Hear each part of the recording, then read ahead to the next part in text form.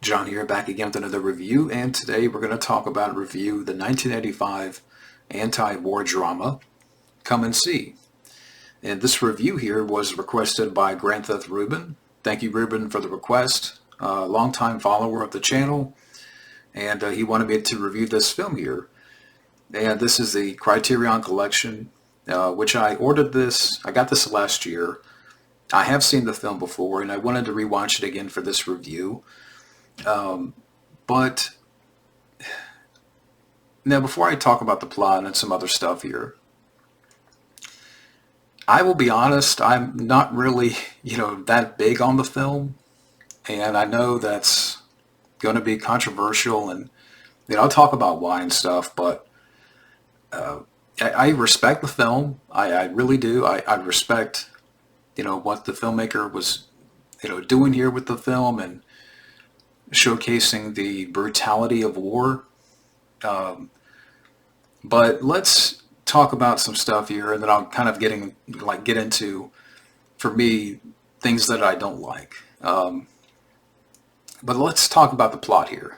But the plot here, it's set during World War II, and it follows the journey of our main character, Floria. I believe that's how you pronounce his name.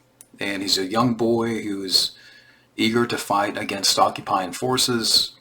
And as he ventures into the conflict, he faces the harsh realities of war, witnessing the destruction of villages and the suffering of civilians.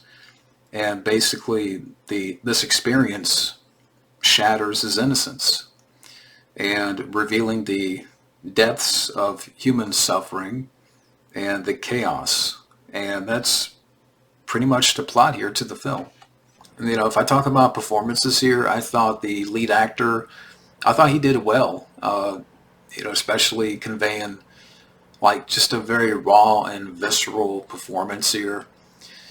And you can see it throughout the film, this transformation, especially in the second half, the wear and tear, and the brutality of war and the suffering. You could see it in his face. You could see it in his eyes. And again, that I give credit to the lead actor. I thought he did a good job here. The direction here, the filmmaking, I thought the director really showcased well the brutality of war and the way the film is shot, the camera work, the cinematography. It's very immersive. It definitely puts you in the shoes of our lead character, and the atmosphere. It's very haunting, and the locations. I thought were used well in the film, and just the whole tone of the movie. Again, it's very haunting, it's very chilling, it's very unsettling. And, scenes that, if I mention a couple of scenes, that I think about the Village Massacre, that scene in the film, it's extremely haunting and unforgettable. If there's one thing that I will remember from this movie, it's the Village Massacre. And kind of hard to watch. And yeah, the music in the film I thought was effective. Again, the cinematography, I give credit to the cinematography. The film looks great. And yeah, the way the film ends, with the main character shooting at a portrait of Hitler, and then you see war footage played in reverse. And I thought, that was very well directed and impactful. The closing shots of the film. Now, when I talk about stuff that I did not like about the film, and again, this is just me, I know a lot of people are going to disagree with me on this. This is not going to be a popular take. But for me, the pacing of the film, I wasn't a big fan of the pacing. I felt at times it was dragging or moving at a crawling pace. And, I get, it's a very heavy film, heavy subject matter. It's very story driven. But, I'm not going to lie and, say that, that I enjoyed the pacing.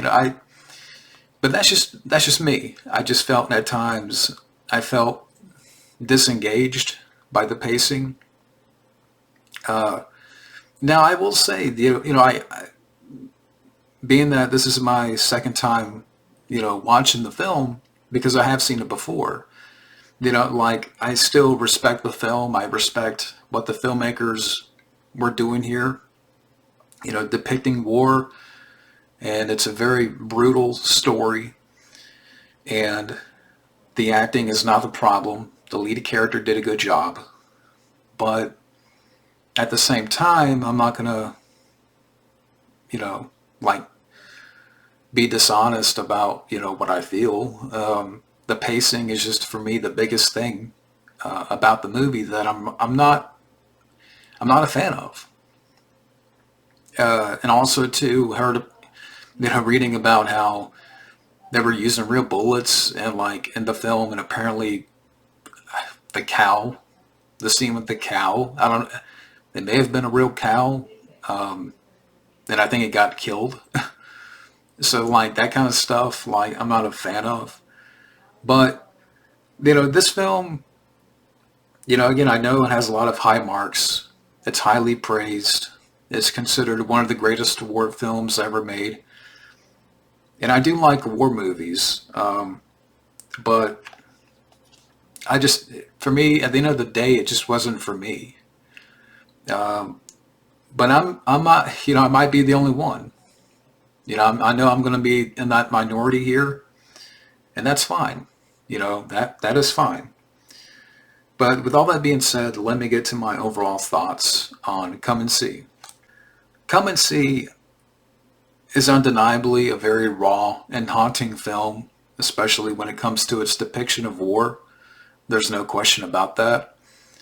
But for me, the pacing doesn't engage me personally. And I know that's not a popular take. But at the end of the day, for me, it just wasn't my cup of tea. So those are my final thoughts. And if I had to rate this film on a scale of 1 to 10, for me, I'm going to give this a 5. But I give it a 5 because, while I respect the filmmaking, the acting, and the atmosphere, and so on and so forth, but again, the pacing for me is the film's biggest problem. But that's just, again, that is all just me here. Uh, so, yeah, again, still respect the film, but it just wasn't for me. But thank you for watching. Thank you, Ruben, for requesting this review, and have a good day.